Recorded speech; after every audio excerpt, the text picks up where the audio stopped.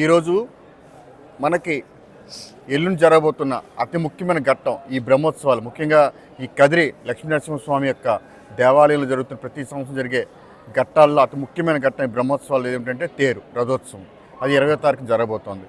దాన్ని ఉద్దేశించి మా ఈవో గారు, మేము, తర్వాత మన లోకల్లో ఉన్న పోలీస్ వర్గాలు, అలాగే ఆర్టీసీ వాళ్ళు, అలాగే రెవెన్యూ, పంచాయతీరాజ్, మున్సిపల్ ఆఫీసు, తర్వాత ఎలక్ట్రికల్ డిపార్ట్మెంట్, ఇలాగ అన్ని డిపార్ట్మెంట్స్ ఆఫీసర్స్ తోటి ఒక కోఆర్డినేషన్ మీటింగ్ అన్నది వాళ్ళ విధి నిర్వహణ ఏం చేయాలి, పాయింట్స్ వైజ్గా ఎలా వర్క్ చేయించాలి, అలాగే ఎటువంటి నియంత్రణలతో ఈ యొక్క బ్రహ్మోత్సవాల్లో జరుగుతున్న ఈ ఘట్టాన్ని ఎలా మనం చక్కగా సానుకూలంగా, ముఖ్యంగా భక్తులు ఎవరికి కూడా అసౌకర్యం కలిగించకుండా ఎలాగ నడపాలనే ఉద్దేశంతో ఈరోజు కోఆర్డినేషన్ మీటింగ్ అనేది జరపడం జరిగింది.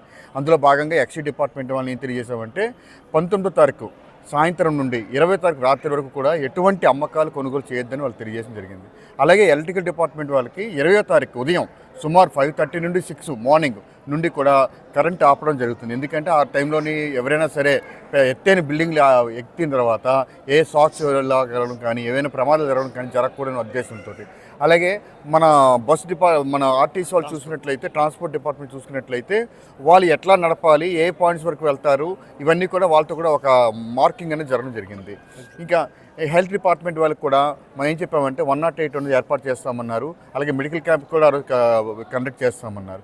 ఇంకా రెవెన్యూ డిపార్ట్మెంట్ నుండి, తర్వాత ఎన్విరాన్మెంట్ నుండి, మున్సిపల్ ఆఫీస్ నుండి, అలాగే మనకి డిఫరెంట్ డిపార్ట్మెంట్, ఫైర్ డిపార్ట్మెంట్, వీళ్ళందరితో కలిపి ఒక కంట్రోల్ రూమ్ అనేది మన పోలీసు దగ్గర ఎక్కడైతే ఉంటుందో వాళ్ళ దగ్గర ఒక కంట్రోల్ రూమ్ ఏర్పాటు చేయడం జరుగుతుంది. ఎక్కడైనా అసౌకర్యంగా అనిపించినా, ఏదైనా సర్వీస్ అంతరాయం జరిగినట్లయితే ఇమీడియట్ కంట్రోల్ రూమ్ నుండి అంటే రెస్పాండ్ అవ్వడమే కాకుండా వాటి ఆ రకమైన సమస్య పరిష్కరించే ప్రయత్నం చేసే విధంగా ఈరోజు ఈ యొక్క కోఆర్డినేషన్ మీటింగ్ అని ఏర్పాటు జరిగింది. ఎప్పటికప్పుడు క్లీనింగ్ చేసే ఉద్దేశంతో మున్సిపల్ ఆఫీస్ వాళ్ళు కూడా వాటర్తో పాటు వాళ్ళకి కావాల్సిన లైటింగ్ సదుపాయాలన్నీ కూడా ఏర్పాటు చేయడం జరిగింది. ఇవి కాకుండా భోజనాలు, తర్వాత వాళ్ళకి మిగతా ఏవైతే వాళ్ళకి అవసరమైన పాయింట్స్ ఉన్నాయో అన్నింటినీ కూడా చెక్ చేయడమే కాకుండా ప్రాక్టికల్గా ఎటువంటి సమస్యలు వస్తాయని కూడా చెక్ చేసి వాటి గత అనుభవాలను కూడా నిమీకృతం చేసుకుని పరిష్కరించే ప్రయత్నంలో ఈరోజు ఈ కోఆర్డినేషన్ మీటింగ్లో చర్చ జరిగిందండి.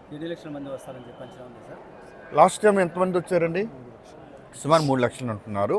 మేము ఇంకా 3 లక్షల నుండి 3.5 వరకు, దగ్గర 3 లక్షల నుండి 3,50,000 వరకు వస్తాయనేసి అంచనా ఉంటుంది. ఎందుకంటే పెరిగే అవకాశం ఉంటుంది తప్ప తగ్గే అవకాశం ఉండదు.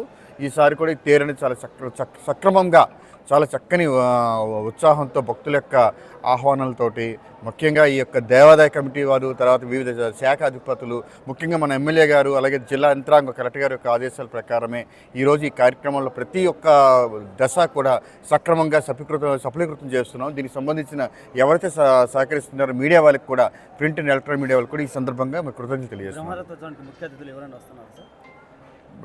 ప్రత్యేకంగా అతిథులు అంటే ఎవరు ఉండరు. ముఖ్యంగా ఎవరు మనకైతే ఇప్పటికు నోటీసులు అయితే లేదు. ఒకవేళ వచ్చినట్లయితే రేపు మార్నింగ్ మనకి ఏమైనా వచ్చినట్లయితే తెలియజేస్తామండి. ఈ సంవత్సరం కదిరిలో జరిగే కదిరి లక్ష్మీనరసింహస్వామి బ్రహ్మోత్సవాలకు సంబంధించి అన్ని ఏర్పాట్లు పోలీస్ శాఖ తరఫున ఏర్పాటు చేయడం జరిగింది. గౌరవ ఎస్పీ, గౌరవ డిఐజీ గారి ఉత్తర్వుల మేరకు సుమారు 700 మంది పోలీస్ ఫోర్సును ఇక్కడ రకరకాల విధుల నిమిత్తం కేటాయించడం జరిగింది. స్వామివారి ఊరేగింపు ఎటువంటి ఇబ్బంది లేకుండా అవాంతరాలు సాఫీగా నడిచిపోయినందుకు తగిన ఏర్పాట్లు, ట్రాఫిక్ డైవర్షను, పిక్ ప్యాకెటింగ్, ఇతరత్ర దొంగతనం జరుపుకోకుండా అన్ని రకాల ఏర్పాట్లలో భాగంగా ఫోర్సును రేపు 19వ తారీఖు ఉదయం మాకు చేరుకోవడం జరుగుతుంది. వాళ్ళ విధులు కేటాయించడం జరుగుతుంది.